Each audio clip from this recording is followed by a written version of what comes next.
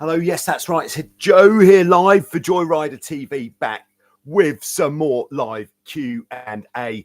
And this time we're going to be talking about everything that I have kind of learned while I've been away doing some regattas. So the first regatta that I sailed in the recent period was, of course, the Tornado Worlds 2025 in Thessaloniki, Greece.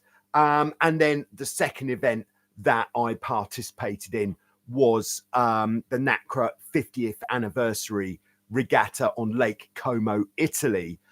Two very different events, but I just thought I would launch in with my findings from these events. And then after I've gone through that, I'll try not to dwell on it for too long. Then we'll jump into some live questions with everybody who is in live. Yes, good to be back in the studio. Anyway, okay, so first one, boat setup. Okay, so there are the main ways that we are altering the boat setup with these two different types of boat. I'm not going to write this down, actually. It's mostly to do with the rig, because the platform is pretty much set. So the platform is what we're calling the hulls and the foils, because once the rudders are tuned, then there's not really much else you'll do with it. So it's all to do with the rig. So the numbers that we were running in both events were as follows. In the Tornado, I'm going to write it down. It feels good to write it down. That's the Tornado insignia, very accurate. What we've got is the diamond wires, indicated by a diamond. We've got the rig tension, and we've got the rake. So the oh, and actually we've got the spreaders as well. So how should we do the spreaders? Spreader rake. That's my indication for spreader rake. So firstly, spreader rake. Before we can do the diamonds, we set the spreader rake. If this all sounds a little bit like what the heck are you talking about, then what we've got is, I'm going to use a slightly shorter mast. On the mast, we have got, on both types of boat, on the F18 and the Tornado, we've got spreaders, which, if we look at the mast from the top, there's the mast, and we've got these pieces that come out from the mast, and we can alter the angle. So we could have it like that, where it's pretty much straight in line with the mast, or we could have it much further back. And the way that we are determining how much spreader rake we're running is we're putting a straight line, like a batten, between the wires just above or below the spreaders, and we're measuring the distance here between the back edge of the mast and that straight edge. I hope that is extremely clear. So what we're doing is we're setting our spreader rake to the weight of the team, because what we can't do, or what is a bit of a pain to do, is to be altering the spreader rake very often, because it involves either putting the boat on its side, or tipping the boat, or dropping the mast, taking the diamond wires off and adjusting it. So the spreader rake is very much for the weight of the crew. And on the Tornado, we're running with a spreader rake of 5.5 centimeters. So that would be the measurement here.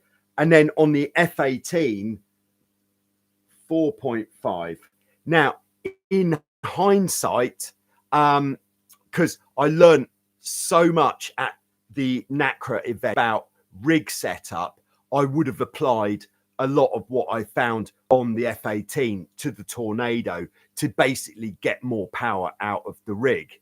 So 4.5, this seems to be kind of like the industry standard on the Nacra Evolution anyway. But if it's standard on the Nacra Evolution, I would guess that on most modern F18s, it's going to be the same. So 4.5 spreader rake. Then the diamond wire tension. So we've got our spreaders about here, and then we've got these wires that make the shape of a diamond, hence the name. So if this is our mast, looking at it from the front, these are the spreaders. Then we'll have the wires like this. And what they do is they put some pre-bend into the mast. So they set the stiffness of the mast and how much bend there is in the mast. So the tighter the wires are, the more it's going to bend the mast. The more we bend the mast, the more that is going to flatten the sail. Okay. So on the Tornado, something to point out here, the Tornado event in Thessaloniki was very light winds. So we were really looking for the maximum amount of power out of the boat. Whereas the F18 event, Lake Como, started off light winds, but then it increased like the Sunday, the practice race, and the Monday, little bit lighter. Then the rest of the week was pretty decent wind, really, like 14 to 16 knots, maybe 13 to 16, which meant we would tune the boat to be as efficient as possible in those conditions, slightly more wind. So not a heavy wind setting, but certainly a double trapeze setup upwind. So the numbers on the Tornado, we were running with 34 on the diamond wires, and I would demonstrate what is a loose gauge, but it's still in my trailer, so I can't do that just now. But basically there's a rig tension gauge where we can test the amount of tension in the cables. So on the Tornado, diamond wires, these ones 34. Then on the F18, we were running with 39. People are running on the F18s is that they're much higher numbers than they were when I used to be racing in the Hobie Tiger class, where we everything was a little bit more mild. But the technology has, of course, changed somewhat over the years. All right, rig tension, very standard on the Tornado, 26, because that is the number that I've been using throughout my whole Tornado career, let's call it, because that is the number that I was told to use by Danny and Costas, who are the many times world champions and I think double silver medalists in the Tornado class. So if you can't trust those numbers, what can you trust? I don't know, but I trust those numbers because why wouldn't you? Now on the F18, when I was first setting the boat up, it was suggested to me to put the rig tension. So the rig tension we change by, we've got our shrouds that hold the mast up. So we adjust the rig tension by tightening or loosening the shrouds. Now on these, both types of boat, we've got a very good screw adjustment. So we really can lock it in to exactly how much we want it to be. So on the Tornado, 26 said that. F18, I was amazed when I was told that we should put the rig tension at 35 on the loose gauge, on the rig tension gauge. I thought, what? That is a lot. So that's what we did when we went out for the practice race. But the practice race, the wind was pretty light, and it really felt like the boat was gutless. It didn't have any power. And if you saw the practice race video, you'll see us getting absolutely whooped for boat speed all around the course. So we, after the practice race, we looked to put as much power into the boat as possible. And from talking to a number of different experts in the fleet, we settled on having the rig tension on the Nacra at 29. And to be honest, that felt pretty good. Because in the Nacra event, we then went on to be, I think we were in first place at the Windward Mark in 5 different races. And which I think that proves that our boat speed was good. And the other proof of the boat speed being good was just looking at how the boat speed was against other boats in the fleet. It seemed good, and I think it was good. So the numbers were definitely working. Then mast rake, that is the angle of the mast in relation to the boat. So we could bring the mast further back or more upright. Further back is generally what we would do for higher winds, more upright for lighter winds. So the setting that we put it to on the Tornado, we used, I just need the technique. Here we go. The technique that we use to measure, this is the traditional mast rake measurement technique. And the way we do this is we take a trapeze wire and we pull it tight and put it on the bridle wire fitting up here like this. And then we'll have this kind of point on the trapeze wire where that comes to. And then we swing it to the back. And then there's a point on the hull where it comes to. And that is how we gauge how much mast rake we've got. So if we have a lot of mast rake, so if it's far back, that line will come down the back edge of the boat. If we have less, it will come further, maybe to the corner. If we have less, it will come more towards the back beam. So we ended up with the mast rake, the sweet spot was 1 inch forwards of the corner. So 1 inch and forwards from the corner for the mast rake on the Tornado. And still, I would have to say, with the settings that we put on the Tornado, we were still not really doing particularly well matching boat speed or even matching boat speed. We were not particularly quick compared to the other boats generally in the fleet, which is a real had we been able to match the speed, things would have been different. All right, this is one of the big game changers that I learnt at the Nacra event was, all right, how much mast rake did we have on the F-18? We had 5.5 degrees.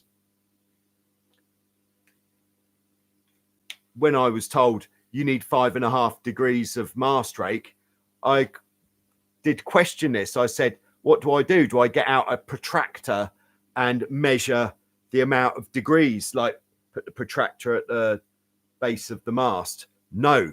All right, I'm going to demonstrate how this worked. On the telephone, we've got there's a built-in app in utilities called Measure, which is, I didn't even know it was there. So what we do is we take the phone with the measure app and we put it on the back edge of the mast, which would generally come, you know, it would come to whatever it is, you know, 7 degrees, minus 7 degrees. There we go. But then my question was, but if we put that on the trailing edge of the mast, it says 7 degrees. It's not 7 degrees because the boat, unless we know that the boat is sitting perfectly flat, how can we do that? Then what we do after that is we put the measure flat against the transom of the boat, the back edge of the boat, which on these boats are perfectly flat. And that will actually tell us the pitch of the boat. Is everybody following me here? I think so. So if the boat is on its trolley, that would be like quite a big number. Whereas if it's on the floor, it would be quite a small number. So then we subtract this number from that number, and that leaves us with our mast rake in degrees. Yes, much better way of measuring the mast rake. So what I'm going to do is when I prepare Bad Boy 94 in the next couple of days, I'm going to look at what the mast rake numbers are using the measure app, and I am going to compare that to where the trapeze wire measuring system comes to, so that we can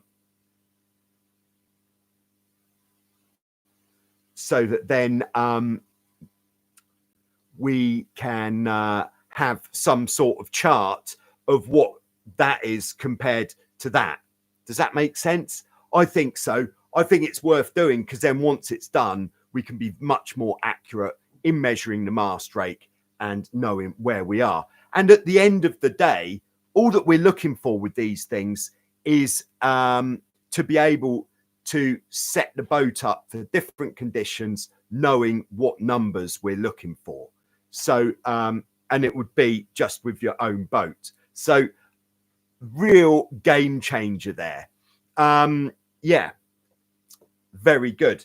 Now, the thing that made the biggest difference, I think, on the F18, which I didn't do this on the Tornado, because I am very much stuck in my ways, and it seems that my ways are about 25 years old. So hopefully this is going to change things for a lot of you guys who are racing these types of boat, is batten tension.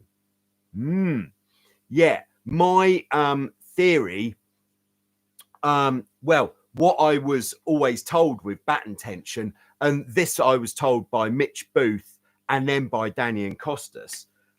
Mitch Booth, probably one of the most successful catamaran sailors of all time, was if we had our sail lying on the floor, there we go, sail lying on the floor.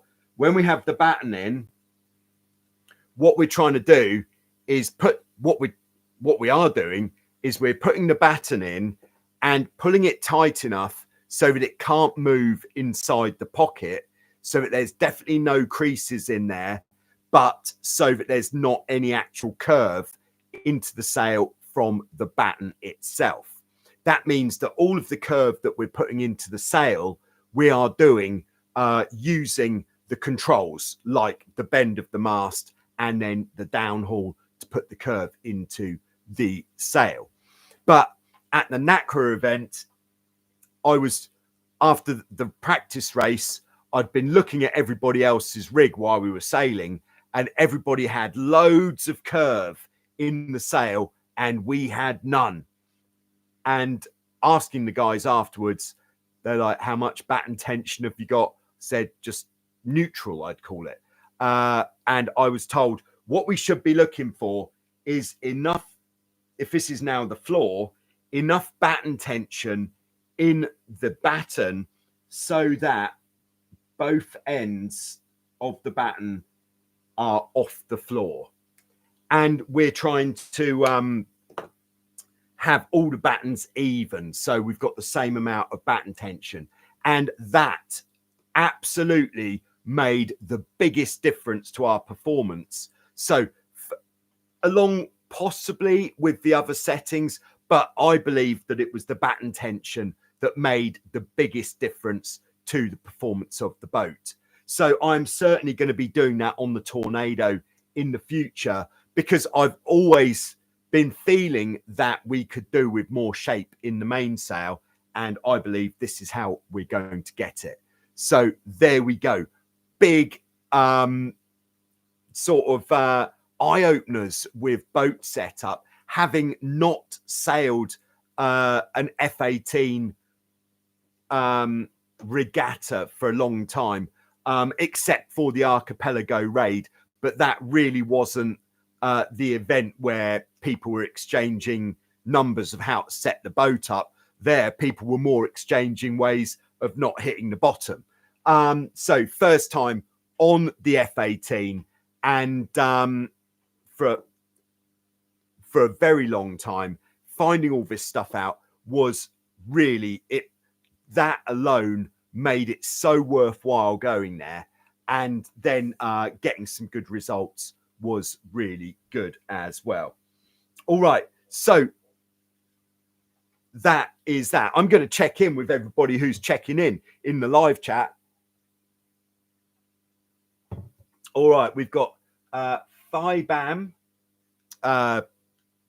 hitting the start line in first there. Sorry to miss out today. Thanks for explaining these very complex race courses at Lake Como. I'll catch the video later. We've got Jay Mikhail. Hello, nice to have you with us. Richard is on board, channel member Richard. Evening, looks like you had fun on that F20. Very cool machine. Yes, that F20 was, if you've seen the video, you'll see that it really was something else. And another massive eye-opener on board that. And I absolutely couldn't believe how fast we were going. It was, I don't know, I'm still in some sort of shock from the whole experience, but it wasn't even windy. I think it was probably averaging about 15 knots of wind, and we did over 30 knots boat speed, and that was absolutely shifting. My main concern at the time was, if we stick the nose in right now and I go swinging round the front and the boat doesn't capsize, then this could get pretty interesting pretty quickly. But another tip of the hat to Kevin, who was steering the boat, keeping us safe at all times. Very exciting, but I'm very keen to do some more of that. If anyone would like to lend me such a boat, any sort of foiling catamaran that I will keep here in Vasiliki, Lefkas, Greece, maybe just for 2 weeks, or however long is convenient, just to spend some time with one of these boats with the right amount of wind, which would be the wind that we get in the middle of the day most days, and just to work on how to get the most out of it. That would be really interesting. So do let me know if you'd like to send me a boat. I'm sure there'll be a lot of offers there. Okay, Paul's on board. Okay, and Paul says, okay, this is the mast rake. Measure off the mast, then the transom. I learned that 2 months ago. Don't feel bad. I am 5 degrees even. All right, nice. Yeah. That worth the price of admission alone, I would say. And I felt, how on earth did I not know this?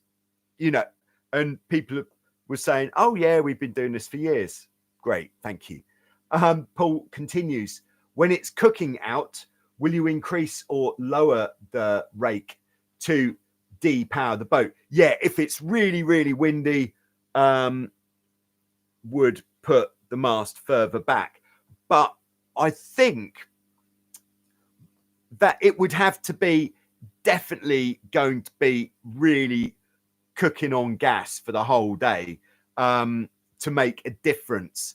I would keep it the same unless it was going to be almost sort of survival conditions, and then I'd put it back further.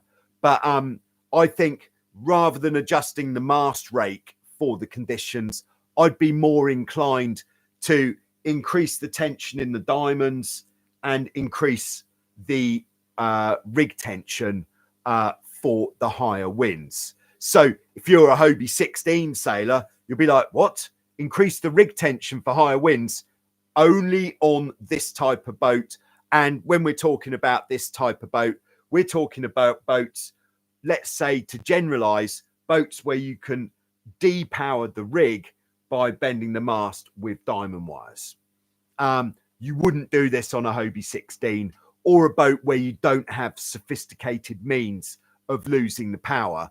On a 16, as we know, if it's going to be windy, we loosen the rig off, so it will lean over to more to leeward and to the back.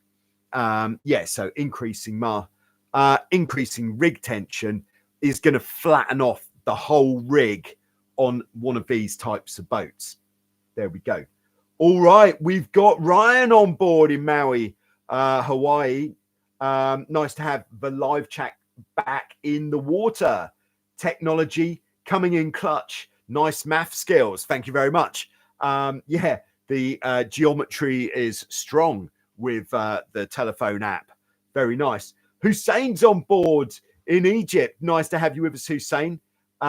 Hussein says, interesting races. Well done. Yeah, it was such a valuable trip. The trip to Italy was the tornado event was kind of like what I was expecting.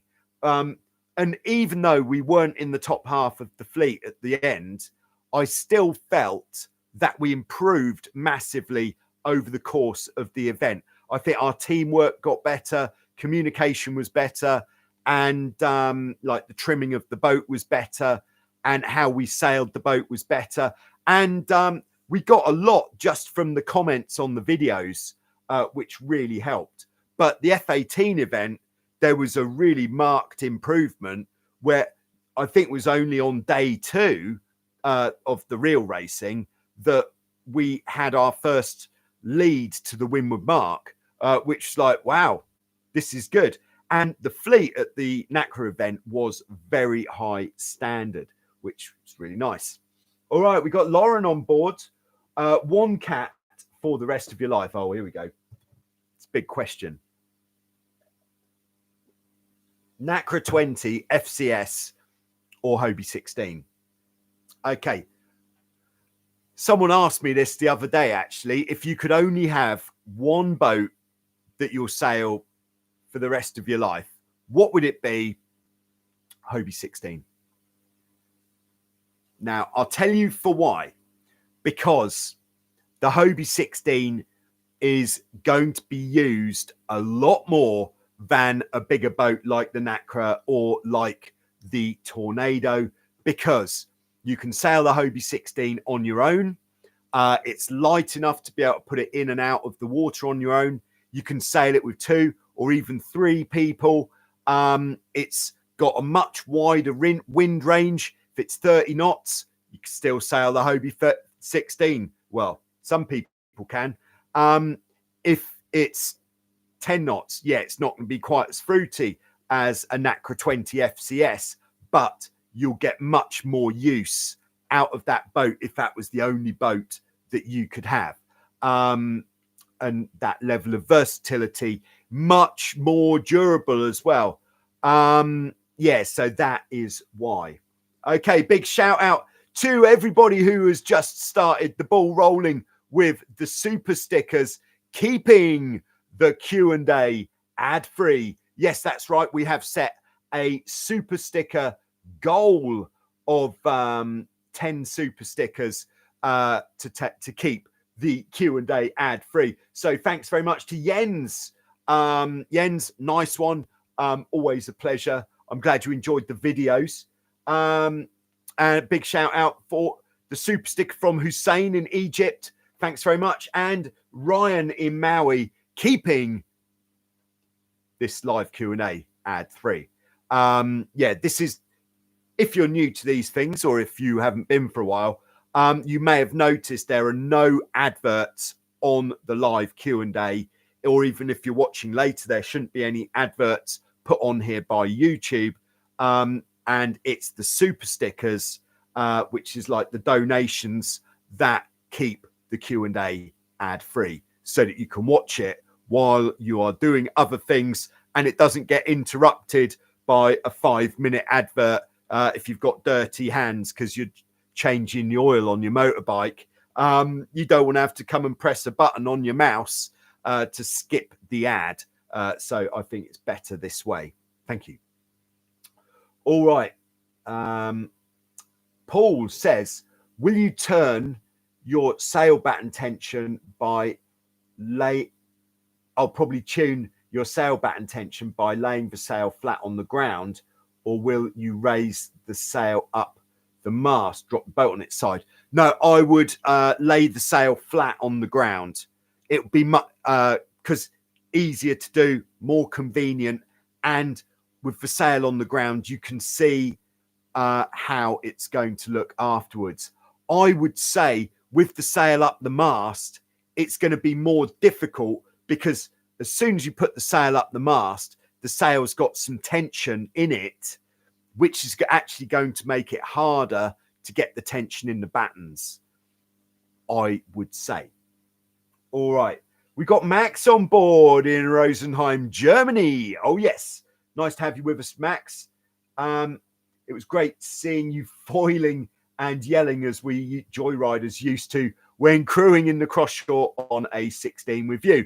Yes, somebody mentioned this in the comments that my response to being the crew on the foiling 20 was kind of like how other people feel when they are crewing for me on a Hobie 16 or other types of boat. Yeah, it's definitely this feeling of putting your trust in the guy with the stick. That's a big feeling and a lot of trust to give to somebody. So thanks to everybody who's put that level of trust in me over the years to steer the boat and not bin it. All right. So J. Mikhail. Lauren says, love it. Yes, love it. Not sure what you love, but yes, love it. Thank you, Lauren. J. Mikhail says, a beginner sort of level question. I was sailing dinghies recently, and when jibing, we used to tighten the mainsail to the max. Should I do that on a cat in the strong wind? This is a fine question. Yeah, so when jibing a catamaran in the strong wind, I wouldn't if you've been sailing with the traveller out and the main sheet out, which if you're sailing a catamaran with 2 sails or 1 sail, then that is pretty likely. Then yes, I don't increase the tension in the main sheet, but yes, bring the traveller back in. And I would say, as a rule, bring the traveller into the tow strap, which is like our midway point on the traveller track. And then the other trick we can do when jibing when it's windy is, you may have seen in the jibing videos, maybe the light wind ones, as with the sails coming across, we grab hold of the main sheet and we guide it across. But if it's windy, rather than just guiding it across, pull it into the boat. So if the boat is here, we're pulling this way. So by pulling it that way, what that's doing is just tightening up the back edge of the sail enough so that the mainsail goes across earlier. And that is what we're trying to achieve when we're doing a windy jibe.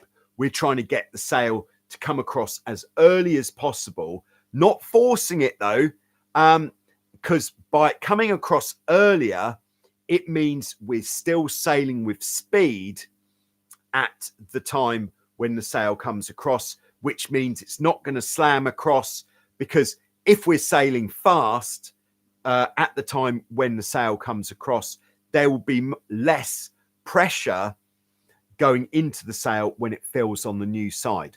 That is why on a spinnaker boat, jibing when it's windy, as long as you're kind of giving it enough beans, it actually feels easier, because we're going much faster and we're sailing more in the same at the same speed as the wind, so there's less pressure in the sail when it comes across. There we go. Thanks very much to Max for the super sticker, keeping the Q&A ad free. Thank you very much, Max. Sorry, Bobby, I missed your comment in the live chat. Hello, Bobby. Bobby says, maybe we could take my 21 SE for a trip down the mine shaft at Hilton Head. Yes, yes, and yes. Let's do that. I'm going to lay it down there. I've never sailed a Hobie 21 SE. The only 21 I've sailed was the Hobie 21 Sport Cruiser, which is very much a detuned and heavier version, more set up for cruising. So yes, that would be very cool. And see what we can get out of the 21. Nice one, Bobby. It'll be great to see you there. Nice. Looking forward to Hilton Head. Oh yes. If you're in the US, especially if you're towards the East Coast, then get to Hilton Head at the end of October. Yes, I'll be there.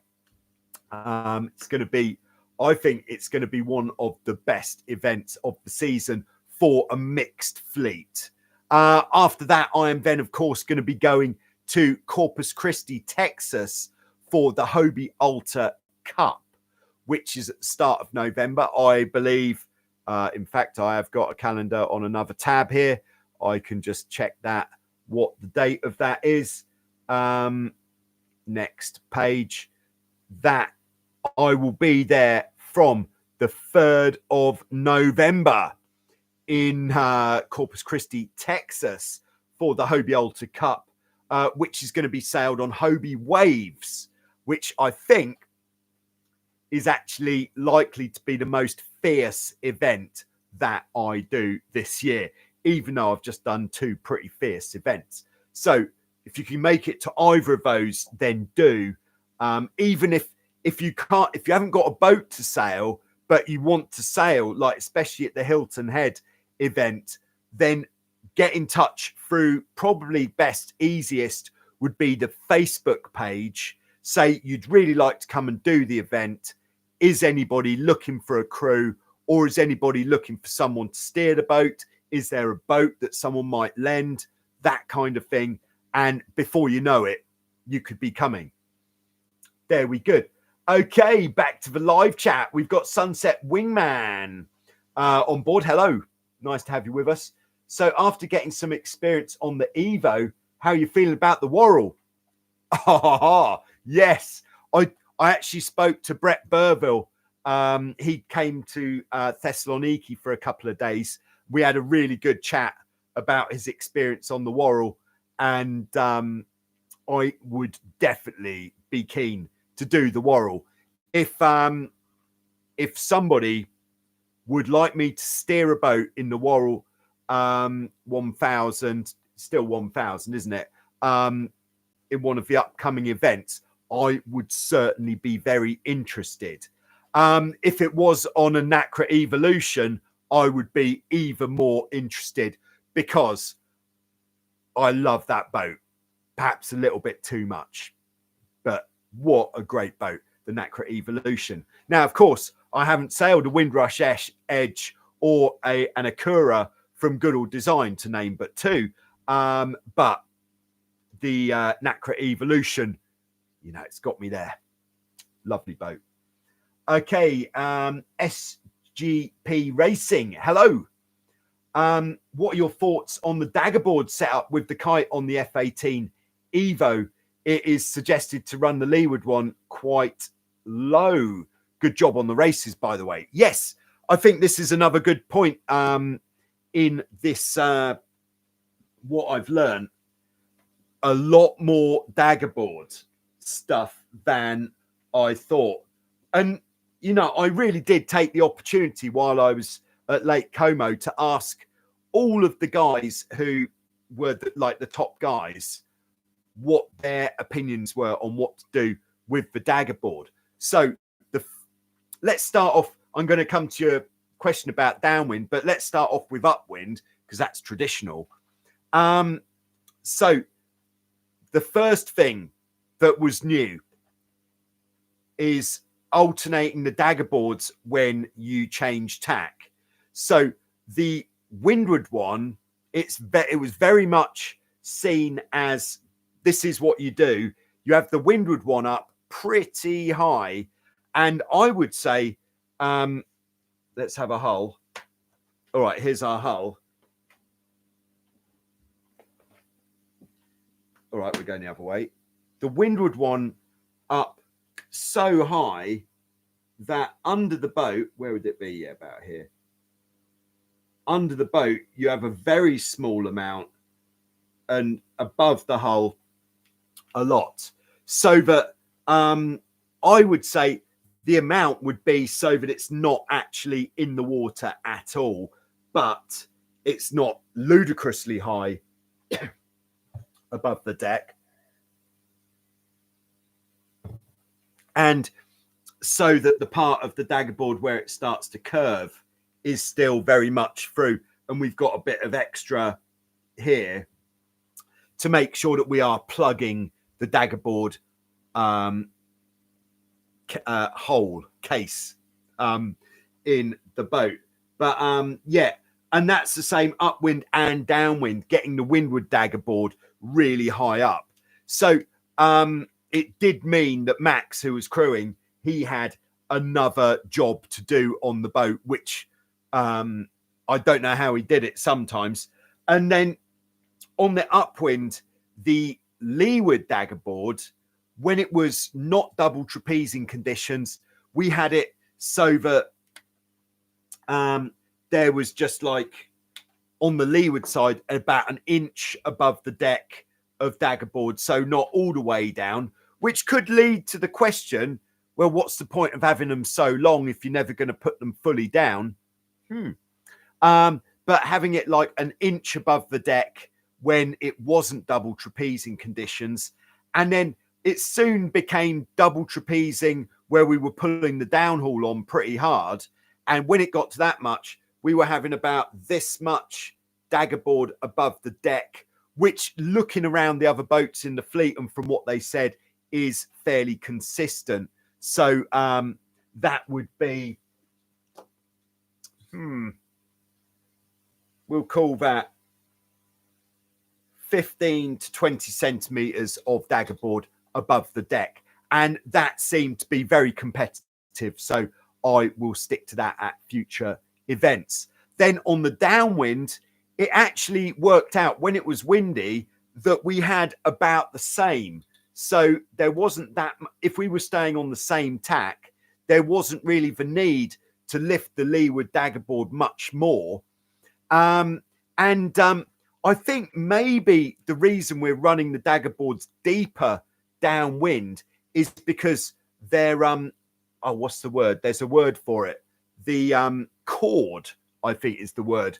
How deep it is really narrow compared to old daggerboards like on the Hobie Tiger, which are like double the width. So we could keep the daggerboard down more, which is giving us more lift, less drag on the downwind point of sail. Whereas with a Hobie Tiger daggerboard as the example, which has got double the chord, if we kept that down more, it would create more drag. Now, my personal understanding, which continues with downwind daggerboard depth, let's call it, is if you feel that the boat isn't lifting the hull early enough, you want more dagger board in. If you feel it's lifting the board too soon, or perhaps every little gust the boat's jumping up and down, then you're getting too much lift from the dagger board, which means you need them up a little bit more. There we go. That is my understanding on that one. All right, Duke is on board. Hello, Duke. Congrats on the Tornado Worlds. I recently crewed for the first time on a Tornado and noticed it has a lot of weight in the back of the boat. Spent most of my time out on the wire in front of the hulls. Yeah, I think if you're trapezing, you shouldn't need to be quite that far forwards. I would have to sort of raise half an eyebrow and say how much mast rake was on the boat. Because if you're to get the bows in, you need to get that far forwards. It could be the mast back a little bit too much, even. Don't know. But yeah, it's such a great boat, the Tornado. And quite frankly, I can't wait to get back on mine and send it. There we go. All right, Bobby says, don't forget to hit the like button. I would agree with that. All right, so you may ask, what we talk about now? All right, yeah, so the starts of the races at both of these events, I thought what I would do actually, because I've got a lot of footage of all of the starts, I thought what I would do is put together a special video rather than talking about it now, a special video which just goes through every start that from all of the races that I did, and give a sort of a personal feedback, personal roasting on all of the starts. I thought that would be quite interesting, like a commentary, kind of what went wrong almost style video. I won't be slowing it down. I'll be keeping it interesting. So that is something that I am going to be doing soon. You know, the ideal would be if there was a day here with bad weather, which made me feel inclined to sit in the studio for a day putting such a thing together. But it is wall-to-wall sunshine and good wind out here in Vasiliki, Lefkas, Greece. And then we should talk about the courses that we had at these events. All right, so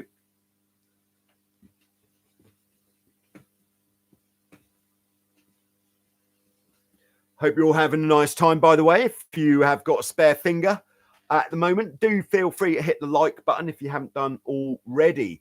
All right, comment, question, or in the live chat, we've got Stare. Is that how you pronounce that? Stare? Steery. Steer. In very strong winds.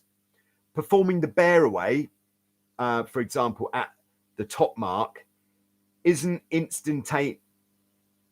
Performing the bear away isn't instantaneous. For example, with a bit of a beam reach from the windward mark to the spreader, would you recommend to keep the traveller in the hand as well? Continuing, my teammate and I on an F-16 Viper have experienced in 18 knots that using the main sheet on the way to the spreader is a bit iffy, meaning the amount of heel. Yeah, certainly. If you're getting a lot of power across that reach at the top. So just to explain, we have the windward mark and then the spreader. And then down here, we'd have the leeward gate. So this is what the race course looks like generally in most classes like this, and then to scale it's going to be a bit smaller. So yes, we'd be approaching the windward mark on an upwind point of sail, and then when we get here we would have some sort of reach. So to the scale of the actual boat here would be a bit more like this. So along this reach, I was keeping the traveller in because I do train these kind of beam reaches quite a lot, and I was really trying to get the maximum amount of power out of the boat going down this beam reach. And definitely, like, even if we were coming in here and tacking, you might think, well, I won't go out on the trapeze as the helm because I'm going to have to come in again shortly. But I didn't feel that I could afford not to get out on the trapeze. I wanted to give it as much beans as possible down this reach. And I really was working the boat very hard to try to get over the top of other boats or to keep the boats behind, away from us, the mob that are chasing. So really cranking the main sheet down this reach to try to keep the boat up to speed, and then going round for the bearway, just easing more main sheet as the kite was going up. And then so along this reach, in answer to the question, I would say if you do feel that just working the main sheet, you're feeling like you're really on the edge, and if you don't feel that you can pull the main sheet in very tight, then yes, definitely letting the traveller out is going to be the answer there. Because if you're sailing, like, one way of kind of gauging the amount of main sheet you've got is if this is now the main sheet, how it looks on the boat. So there's the rear beam, there's the main sheet. If it's in tight, the two blocks are very much vertical from one another, straight up and down. Whereas if you've eased so much main sheet that the main sheet is kind of sitting at 45 degrees, then that means you haven't really got much control over the rig on the boat. So it's much better there that you ease the traveller so that, again, you've got a tighter main sheet, which means you have got control on the mainsail much more. Okay.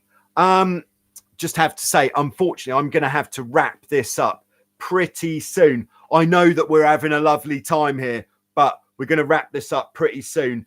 And I will just answer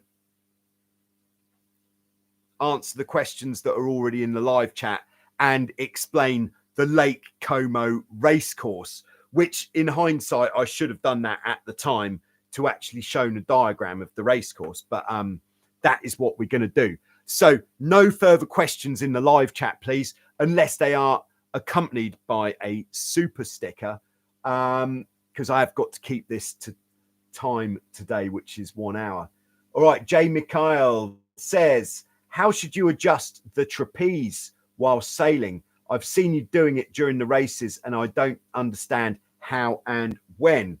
Okay. So generally, to make it easier and perhaps even a bit safer getting in and out on the boat, I'll have the trapezes a little bit shorter, because that means as you move out, my only concern is as you move out, if the trapeze is set really long, it's a little bit more likely that it will come unhooked as you're moving out.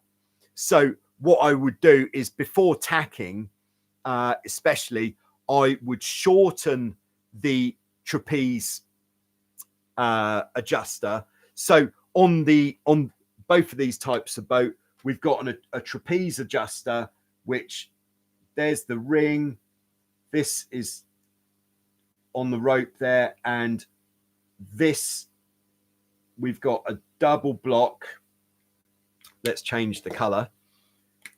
And this goes round the bottom block to the trapeze elastic. So that pulls upwards, which in theory should keep the trapeze tensioned while you're moving out, which in theory should stop it from accidentally coming unhooked. And then up here, let's go for a different color because we can. Up here, we've actually got a block with a cleat, which is going to look like that. And then we've got the handle like that, trapeze wire. There we go. So this rope would, where would it go? So that's the bit that we pull to adjust. That comes down here, back here, and ties off here. So this is the line that we use to adjust the height of the trapeze. And if you're wondering how it's possible to actually adjust with one hand, at the time when you're either pulling up to go higher on the trapeze or dropping down to go lower, I will demonstrate this when I'm next on a boat or near a boat, but you kind of give a little bit of a flick of the hips upwards, which takes your weight off this just for long enough so that you can lower yourself up or down. So it's all in the hips, baby. Yes, to go up or down. And why do we go down once we're out on the trapeze? Basically, the further down we are, so if this is the boat, the more flat we are with the boat like this, the more effective our weight is out on the trapeze. So we can sail with more power, and by having more power, we have less speed. If we compare this to trapezing high up, then in fact, the distance that we would be from the center of the boat would be less, which means we can't keep the power on as much. So there you go. That is why we're adjusting the height of the trapeze. The other reason why the height of the trapeze might get adjusted is because if we're sailing and we're trapezing here, we're effectively the trapeze wire, the distance to where it attaches on the mast is the shortest. Whereas if the crew is moving back, like to sail with the spinnaker, or if we're doing a reach and we're moving back to here, we're moving away from where the trapeze is anchored on the mast, which is actually lifting us up on the trapeze. So to stay as low down as possible, we must lengthen the trapeze as we move back on the boat there. So there we go. All right.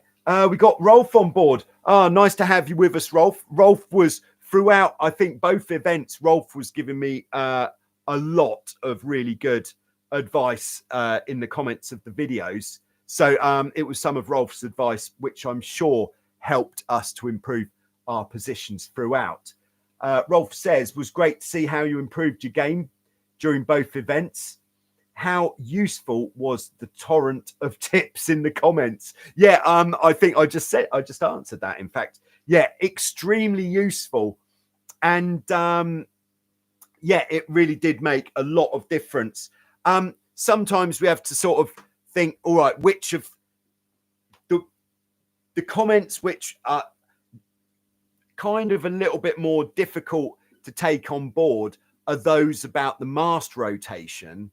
Because when I was looking back at the videos, the mast rotation, because of like the lens distortion with the GoPro, might look different to how it kind of actually was set on the boat. But most other things, yeah, very much the comments were really useful. So thanks again for all of your comments and helpful advice during these events. Okay, so just to finish, I could have gone on today for a very long time, but I have got places to go, people to see, and that sort of caper. So the Lake Como race course. So the wind as it is here, let's just say the wind was straight down here, and then the committee boat was kind of here. Other end of the start line was kind of here. All right, I'll move that up so we can see it at least. And then there was a second course out, which was actually the course that the Nacra 15s were using, where they had the same thing going on over here. This is what I called the red course. So I'm going to draw in what actually was our race course. I'm going to draw this in green. All right, so we would go from the start, and generally we were going west. So we were going over this way until we got into the wind bend, which would then take us nicely up to the top mark, a lot of the time in first place. Thank you, Rolf. And then from here, we would generally jibe back to stay in the good wind on this side, another jibe. And then with the gate, you have to go either round this buoy or this buoy from the middle outwards. So then we'd be on to lap number 2. And again, we'd want to hit the west because the west was definitely my go-to. So second lap here. And we'd probably do the same thing on the downwind. Maybe this time we'd go around this buoy because of traffic, hitting the west again. And then on the last lap, coming into the top mark, this is where the spice happened. We'd then get the long reach. At first, I thought, what the heck? Why are we making the course so kind of convoluted or confusing? But actually, it was really fun and it made it different, which was nice. So the last one was different. And around this windward, this jibe mark, let's call it. And then because the middle of the course was the worst for the wind, that would mean we'd more likely go over to the east side. And then we jibe to go around this one, which I can't remember what this buoy was called. But so we'd then have to go around this buoy, then round, I called it the mark of contention, because in the first race, quite a few boats failed to go round the mark. And then if we just move this up a little bit, there was then a buoy here. And then, so from here, this was tricky because it wasn't quite downwind enough to keep the spinnaker flying. But if you went round with another boat, whoever kept their spinnaker up for exactly the right amount of time would do better. So round this one, and then through the finish line, flying the hull, high fives all round, and that was the course. I stared long and hard at the race notice board to get the course, because as you could imagine, at first I was like, oh gosh, this is making my head hurt a little bit. But there it was. Okay, so I'm going to have to wrap that up there, I'm afraid, for today. I hope this has been interesting and informative. If it has, please do hit the like button and feel free to leave a super sticker if you would like to. If you are going sailing this weekend, have a great sail, keep it safe, get on the speed stick. All right, I'll see you soon with some more on Joyrider TV.